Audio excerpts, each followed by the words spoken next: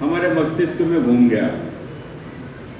कैसे 11 लोगों ने एक सार्वजनिक पार्क में बैठकर हमारे विचारों से निकले हुए जनसंघ की शुरुआत की और राष्ट्रीय जनता पार्टी से होते हुए भारतीय जनता पार्टी और भारतीय जनता पार्टी के बाद कई राज्यों में सरकार बनाते हुए दिल्ली में पूर्ण बहुमत की सरकार और आज दुनिया का सबसे बड़ा राजनीतिक दल भारतीय जनता पार्टी बना है, जिसके 12 करोड़ से भी अधिक सदस्य हैं। लेकिन संगठन में हमारी भूमिका की शुरुआत तो यहीं से होती है। पार्टी के करोड़ों मतदाता हैं, करोड़ों समर्थक हैं, अनेकों कार्यकर्ता हैं, लेकिन उनके बाद निकल कर आकर उनके बीच से अपनी सक्रियता के आधार पर बने हुए या सक्रिय भारतीय जनता पार्टी के सदस्य यही पार्टी के भविष्य की भूमिका भी है। अभी एक बड़ा अच्छा वाकया संसद में हुआ था, बड़ा चर्चा में रहा, जब समाजवादी पार्टी के अध्यक्ष और हमारे कन्नौज के सांसद अखिलेश यादव जी ने बड़े उत्साह में कटाक्ष करते हुए, और वो भी कटाक्ष किसके ऊपर कर रहे थे, जिनको आज का चाणक्य कहा जाता है राजनीति का, ऐसे हमारे देश के गृह मंत्री माननीय अमित शाह जी को दिखाते हुए उन्होंने क्या कटाक्ष किया कि दुनिया की सबसे बड़ी पार्टी अपना राष्ट्रीय अध्यक्ष ही नहीं तय कर पा रही है। तो उसका जवाब हंसते हंसते ही जो अमित शाह जी ने दिया था, उन्होंने कहा था कि अखिलेश जी, ये तो आप लोग मैंने सामने बैठे हुए जो दल है, ये तो 5 लोगों को ही, परिवार के 5 लोगों को ही तय करना है कि उनका अध्यक्ष कौन होगा, लेकिन हम तो 12 करोड़ लोगों में से प्रक्रिया को करते करते ही हमारा राष्ट्रीय अध्यक्ष तय होता है। और अखिलेश जी जाओ, मैं तुमको कह देता हूं कि तुम अगले 25 साल अपनी पार्टी के अध्यक्ष रहोगे। हो सकता है उनको समझ में नहीं आया होगा, लेकिन इसको हम लोग अपने कन्नौज की भाषा में बोलेंगे कि तुमने तो यार चिमटी ही काटी, लेकिन पलट के कंटा बहुत जोर कर यही तो कहा जाएगा। और मित्रों, यह हकीकत भी है, तो जिम्मेदारी के साथ इस बात को कहता हूं। तो भारतीय जनता पार्टी के अलावा हम लोगों ने तो कहीं काम किया ही नहीं। हम लोग तो जिए ही भारतीय जनता पार्टी को है, होश ही यही संभाला, और भविष्य में भी जो देश के जो राजनीतिक हालात हैं, वो भारतीय जनता पार्टी को छोड़ने का कभी मन भी नहीं करेगा, यह भी बात तय है। तो मुझे ध्यान में आता है, मैं हमेशा इस बात को कहता हूं कि हमारी सरकार के द्वारा जो योजनाएं चलती हैं, तो लोगों को रोजगार के अवसर उपलब्ध कराए जाए, और रोजगार के अवसर यदि उपलब्ध कराने हैं तो क्या सबको नौकरी दिलाई जा सकती है? क्या सबको नौकरी मिल ही नहीं सकती? सब लोग नौकरी कर ही नहीं सकते। हाँ, रोजगार कर सकते हैं। हम नौकरी करने वाले नहीं, नौकरी देने वाले बन सकते हैं।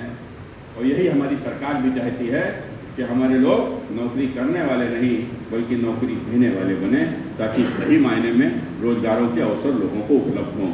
और शायद उसी क्रम में अभी आपने देखा होगा, जिसका जिक्र हमारे मंत्री जी कर रहे थे, कि अगर लोगों के पास में रोजगार करने के लिए सबसे बड़ी आवश्यकता होती है, पूंजी की आवश्यकता होती है। तो बहुत लोग जो रोजगार तो कर सकते हैं, लेकिन उनके पास पूंजी नहीं है, तो उनकी पूंजी की उपलब्धता भी सरकार के द्वारा लोन के माध्यम से कराई जा रही है। एक बड़ा अवसर सरकार के माध्यम से हमको मिल रहा है, जो शायद पहले नहीं होता था, लेकिन अब मोदी जी के आने के बाद में, योगी जी के आने के बाद में इस प्रकार का हो रहा है। तो मैं सदैव इसका पक्षधर रहा हूं। आपको ध्यान में आया होगा, मेरे पास तमाम सारे लोग आते हैं, और जब भी वो आते हैं कहते हैं कि कोई कहता है कि हम 20 लाख के इंतजाम कर लेंगे, कोई 25 लाख का इंतजाम कर लेंगे, कि यहाँ तक कि ये संविदा वाले भी जो लाख लाख 2-2 लाख लेकर घूमते हैं कि किसी प्रकार से हमारा संविदा पे नौकरी लग जाए 7-8 हज़ार की, उसके लिए भी 1 लाख 2 लाख देने को तैयार है। 20-25 हज़ार की नौकरी के लिए 20-25 लाख देने को तैयार है। तो मैं एक ही बात उनको कहता हूं कि तुम 20-25 लाख रुपया लगा कर यदि नौकरी करोगे तो उससे अच्छा यार अपना रोजगार करो। नौकरी करी तो किसके लिए? दूसरे के लिए। और रोजगार किया तो किसके लिए? अपने लिए। अगर आप छोटी सी भी दुकान खोलोगे ना, एक छोटी सी भी दुकान खोलोगे तो तुम्हारे बाद तुम्हारे बच्चों के काम आएगी, और नौकरी करते रहोगे तो किसी लाला के ही काम आओगे, खुद के लिए कुछ भी नहीं कर पाओगे, तुम्हारे बच्चों का उसका कोई लाभ मिलने वाला नहीं। वही स्थिति हमारी राजनीति में भी है। आप बताओ, कभी दूसरे दल में कोई भी काम करने वाला व्यक्ति, कितना भी उसका रुतबा हो, कितना भी उसका जलवा हो, कितने भी अच्छी चमचागिरी कर लेता हो, लेकिन उस पार्टी के शीर्ष पर जा ही नहीं सकता, वहां तो रास्ते ही बंद हैं। आप बताओ, समाजवादी पार्टी के किसी भी तुम्हारे पड़ोस का कोई कार्यकर्ता, उससे पूछ लेना, तुम अपनी पार्टी के राष्ट्रीय अध्यक्ष बन सकते हो क्या? तुम अपनी पार्टी में मुख्यमंत्री बन सकते हो क्या? अरे ना तुम मुख्यमंत्री बन सकते हो, ना अपनी पार्टी के तुम राष्ट्रीय अध्यक्ष बन सकते हो। तुम्हारे लिए तो वहां रास्ता ही बंद है। तुम अखिलेश के बाद अर्जुन की भी गुलामी ही कर सकते हो, करते रहोगे। लेकिन हम बड़ी जिम्मेदारी के साथ में, बाकी का मैं जिक्र इसलिए नहीं करता कि वहां सब जगह यही व्यवस्था है, कांग्रेस में भी यही व्यवस्था है, सभी दलों में यही व्यवस्था है, लेकिन भारतीय जनता पार्टी में हम गर्व के साथ कह सकते हैं। आप देखो, उदाहरण के रूप में मैं बोल रहा हूं, आप ही सबके बीच में, आप ही सबके बीच में रहते हुए, पार्टी का काम करते हुए आज यहां तक पहुंचा। कल मेरा भाग्य जाने ना जाने, लेकिन सपना मैं प्रधानमंत्री बनने का भी देख सकता हूं। मेरे सपने में तो प्रतिबंध नहीं है ना, वहां तो सपने में भी प्रतिबंध है। बोलना कभी अपने पड़ोस वाले समाजवादी पार्टी के नेता से, कार्यकर्ता से। तो इसलिए मित्रों, नौकर कौन हुआ? नौकर वो हुआ। मालिक कौन हुए? मालिक हम लोग हुए, क्योंकि हमारा दल ही इसी प्रकार का है। यह हमारा दल है, यह किसी व्यक्ति विशेष का दल नहीं है, यह हम सब विचारधारा के मानने वाले लोगों का राजनीतिक दल है। इसलिए मित्रों, हमारी राजनीति में भूमिका बहुत महत्वपूर्ण है। आपको ध्यान होगा, 1947 में जब इस देश में लोकतंत्र आया तो उससे पहले के हालात किस प्रकार के थे? राजा रानी के पेट से ही पैदा होता था। योग्य हो अयोग्य हो, वही राजा रहता था। सरकारें बदलने के लिए युद्ध होते थे, बगैर युद्ध के सरकारें नहीं बदल सकती थी। लेकिन 1947 में लोकतंत्र आने के बाद अब सरकार बदलने के लिए चुनाव होते हैं। जो पहले युद्ध होते थे वो अब चुनाव होते हैं। पहले युद्ध तीर तमंचे तोप तलवारों से होते थे, लेकिन अब युद्ध नैरेटिव से होते हैं। अब युद्ध हमारे विमर्श से होते हैं, और विमर्श ही तय करता है कि लोग वोट किधर करेंगे। तो विमर्श कौन करेगा? आप देखो हमारे देश में किस प्रकार से वामपंथी, कम्युनिस्ट, इस देश को तोड़ने वाले या विरोधी विचारधारा के वो तमाम सारे लोग जो अपने स्वार्थ के लिए, अपने थोड़े से लाभ के लिए, केवल कुर्सी मिल जाए इसके लिए देश को भी आग में झोंक देना चाहते हैं। ऐसे लोगों से मित्रों, ऐसे लोग किस प्रकार के नैरेटिव बढ़ते हैं। आपने देखा होगा, अभी 2-3 बड़े जिम्मेदारी वाले जो विषय आए हैं, मैं कहता हूं कि एक विषय आया, आपने देखा होगा कि समाजवादी पार्टी के एक नेता जो महाराष्ट्र के अध्यक्ष हैं, अबू आजमी, क्या नाम है उसका, इस प्रकार का कोई नाम है, वो औरंगजेब की तारीफ कर रहा था। फिर उनका एक दूसरा नेता, आपने देखा होगा, उनका एक नेता औरंगजेब की तारीफ कर रहा था और उनका दूसरा नेता संसद के भीतर महाराणा सांगा को गाली दे रहा था। तो किस प्रकार की राजनीति है? आप किसकी आंखों में धूल झोंक रहे हो? किस प्रकार का नैरेटिव बढ़ रहे हो? बस का खुलेआम समर्थन कर रहे हो। आज मुझे कहने में कोई संकोच नहीं है कि मित्रों, हमारे कन्नौज के लिए और दुख है। यह दुख की बात ही है, क्योंकि आपने देखा होगा, पिछली बार आपने अपना सांसद चुनकर भेजा था। आपके विचारों का सांसद जब संसद के भीतर गया था तो धारा 370 के खिलाफ उसने आपका वोट धारा 370 के खिलाफ संसद के भीतर दिया।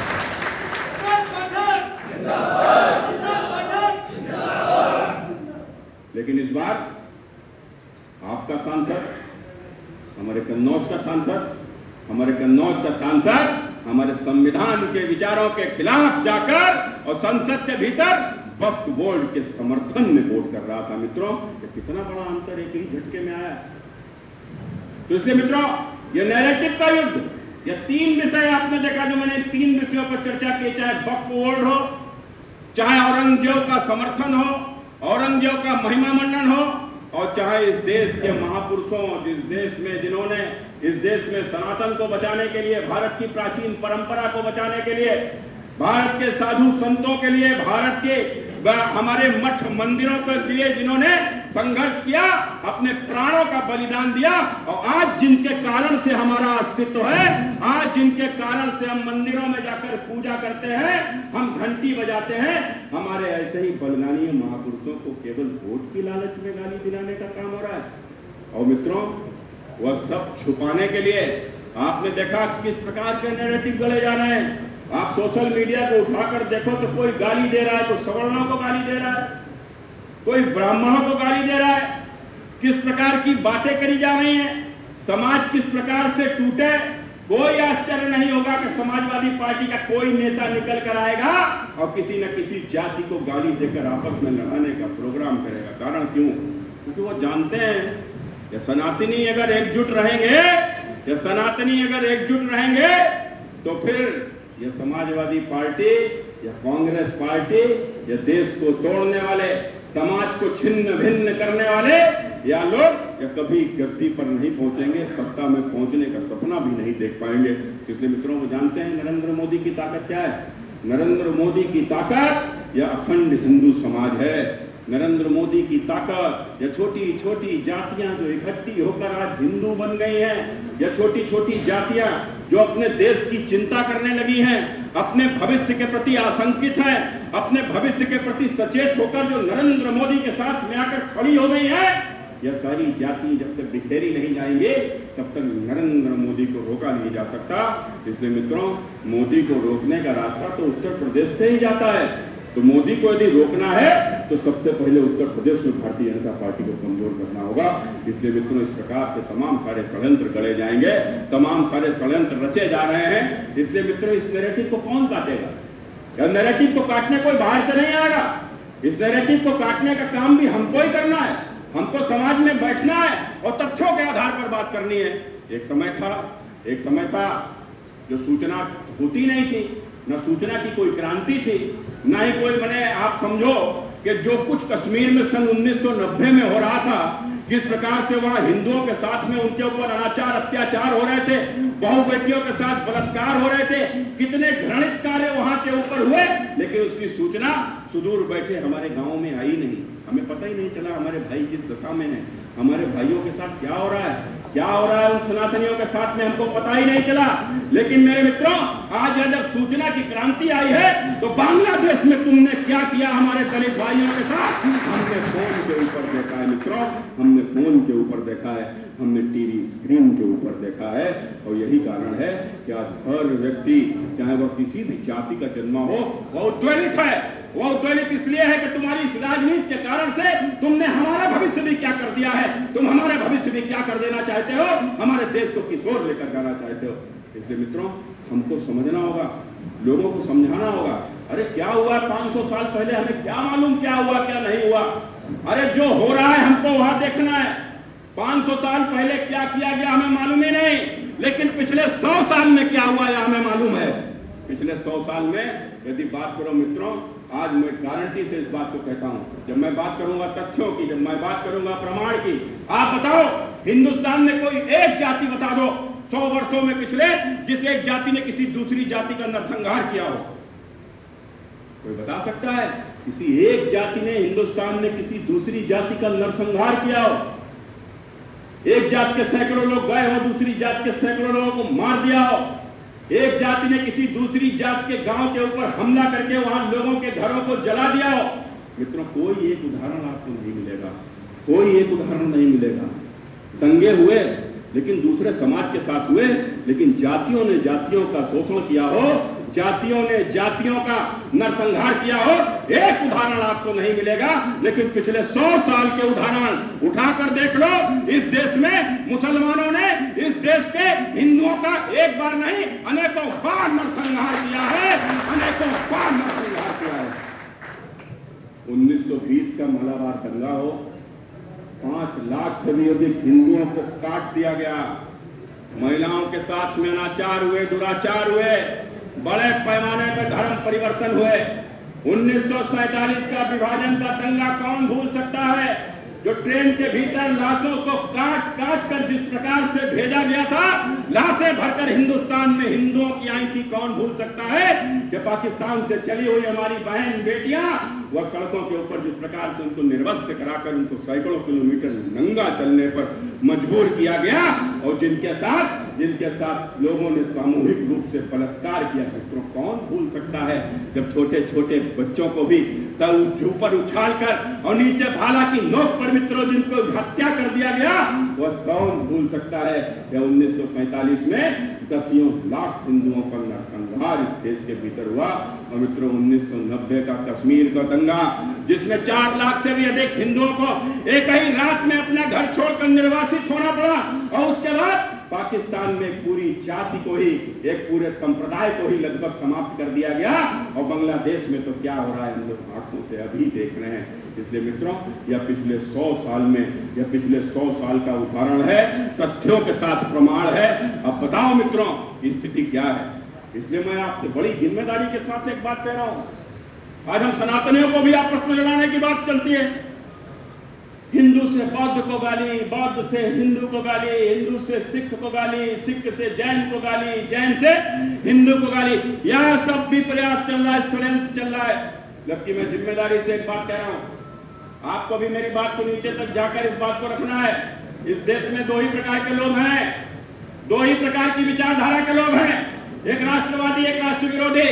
और यदि हम पूजा पद्धति की बात करेंगे तो भी 2 ही प्रकार के लोग हैं, एक मूर्ति की पूजा करने वाले, एक मूर्ति का विरोध करके मूर्ति पूजकों को अपना दुश्मन मानने वाले। यही तो है।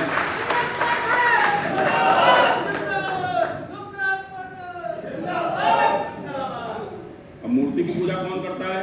मूर्ति की पूजा सनातनी करते हैं। और जितने भी धर्म है हिंदुस्तान में जन्मे हुए वो सब सनातन से ही निकले हैं। वो चाहे सिख हो, चाहे जैन हो, चाहे बौद्ध हो, यह भी सब मूर्ति की पूजा करते हैं। जैन भगवान महावीर की मूर्ति की पूजा करते हैं, बौद्ध भगवान बुद्ध की मूर्ति की पूजा करते हैं, और बाकी सनातनी तो आपने देखा कोई गणेश की पूजा करता है, कोई महादेव की पूजा करता है, कोई माता की पूजा करता है, कोई ब्रह्मदेव की पूजा करता है, कोई गाय की पूजा करता है, कोई प्रकृति की पूजा करता है। तो सबकी पूजा करते तो 33 करोड़ देवी देवता हैं, कोई भी किसी की पूजा करता है, लेकिन कोई किसी से नहीं कहता नहीं तुम इनकी पूजा नहीं करो। बताओ, तुम महादेव की पूजा करते हो, किसी ने आके तुमसे कहा कि ना पूजो बजरंगबली पूजो? बताओ, तुम लक्ष्मी जी की पूजा करते हो, तुमसे कोई किसी ने आके कहा कि तुम लक्ष्मी जी की पूजा ना करो, तुम पार्वती जी की पूजा करो? तुमसे कभी कहा किसी ने कि तुम भगवान बुद्ध की पूजा ना करो, तुम किसी दूसरे की पूजा करो? तुमसे कभी कहा किसी ने तुम जैन की, तुम महावीर की पूजा ना करो, किसी दूसरे की पूजा करो? अरे कोई साधु संतों की पूजा करते हैं, हम तो अपने गुरुओं की पूजा करते हैं, हम तो अपने माता पिता की पूजा करते हैं, हम तो उनमें लेने वाले लोग हैं। और हम किसी जिसकी जहां आस्था है उसको करें, हम किसी की आस्था को चोट पहुंचाने की कोशिश नहीं करते, हम किसी की आस्था को बदलने की भी कोशिश नहीं करते। तो फिर हमारी आस्था को क्यों बदला जा रहा है? हमारी आस्था को बदलने का प्रयास क्यों हो रहा है? आखिर क्यों 2000 वर्ष पुरानी भगवान बुद्ध की मूर्तियां अफगानिस्तान में ध्वस्त कर दी तालिबानियों ने? कोई बोला क्यों नहीं? क्यों दुनिया में कोई नहीं बोला? क्यों भारत के राजनीतिक दल नहीं बोले? क्यों समाजवादी पार्टी नहीं बोली? क्यों कांग्रेस नहीं बोली? मित्रों 2000 वर्ष पुराने भगवान बुद्ध की मूर्तियों को ध्वस्त कर दिया गया। चले जाना गूगल पर, देख लेना तालिबानियों ने क्या किया। यूट्यूब पे आज भी उसके हम सबको उनकी मूर्तियों को ध्वस्त करते हुए उनके प्रमाण यूट्यूब पे मिल जाएंगे। मित्रों इसलिए मैं इस बात को कह रहा हूं, एक तरफ ये मूर्ति पूजा करने वाले एक दूसरे का सम्मान करने वाले लोग हैं, और दूसरी तरफ मूर्ति की पूजा न करने वाले बल्कि मूर्ति पूजा करने वाले को अपना दुश्मन मानने वाले वह तमाम सारे कट्टरपंथी हैं जो यह चाहते हैं कि मूर्ति की पूजा बंद कर दो, जो वो कहे वही करो, यदि वहां नमाज पढ़े तो तुम भी नमाज पढ़ो। एक ऐसे भी लोग हैं मित्रों। इसलिए ये लड़ाई किधर है आप अच्छे से समझ सकते हो। और यही कारण है कि जब वक्फ बोर्ड की बात आती है तो मित्रों प्रधानमंत्री तो कभी किसी जाति धर्म की बात ही नहीं करते। प्रधानमंत्री तो कहते हैं कि हमारा समाज जो है वह 4 वर्गों में बटा है, हमारी 4 ही जातियां, जिनको प्रधानमंत्री 4 ही जातियों का जिक्र करते हैं। एक जाति महिला, एक जाति युवा, एक जाति किसान और एक जाति गरीब। और मित्रों यही 4 वर्ग सब में है, सबकी एक सी समस्या है। आप बताओ, गरीब चाहे किसी भी जाति का हो, हर गरीब की समस्या तो एक ही जैसी है, सबको मकान चाहिए, सबको राशन चाहिए, सबको सुख सुविधाएं चाहिए। हर युवा की समस्या एक जैसी है, उसको अच्छी शिक्षा चाहिए, रोजगार चाहिए। हर महिला की समस्या एक जैसी है, हर महिला को अपने परिवार का भरण पोषण चाहिए। हर महिला की एक जैसी समस्या है, हर गरीब की एक जैसी समस्या है, सबकी एक जैसी समस्या है। और यही कारण है मित्रों, यह वक्फ बोर्ड क्या था? भू माफिया बोर्ड नहीं था तो फिर क्या था? मैं कितने ही मुसलमानों को यह जानता हूं, जिम्मेदारी से इस बात को कह रहा हूं। एक मुसलमान मित्र मेरा, उसके बाबा के नाम पर 5 बीघा जमीन थी, उसके बाबा के लड़के 8 थे। अब 5 बीघा 8 लोगों में बटी होगी, अब उनके 8 हैं। अब 5 बीघा जमीन 64 जगह बची है, तो एक आदमी हिस्सा में आया 1/64। अब उसमें से एक गया और अपनी जमीन को वक्फ कराया, तो भैया कितनी कराया? 1/64 ही तो करोगे, पूरी थोड़े ना कर दोगे।